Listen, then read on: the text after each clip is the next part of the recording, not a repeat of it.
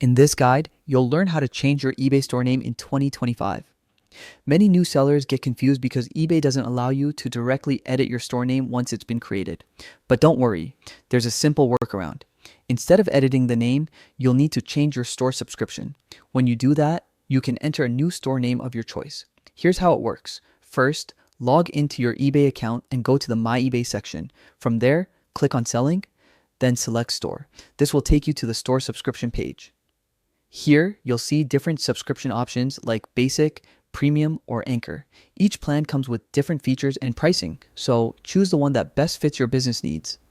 Once you've selected a subscription type, review all the details carefully, including pricing, features, and renewal terms. Then, choose whether you want a monthly or yearly plan.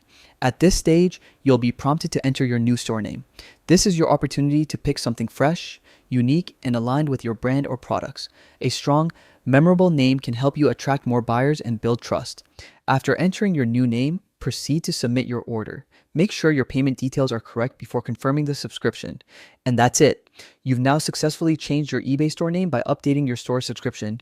It might seem like a roundabout process, but this is currently the official way to change your store name on eBay.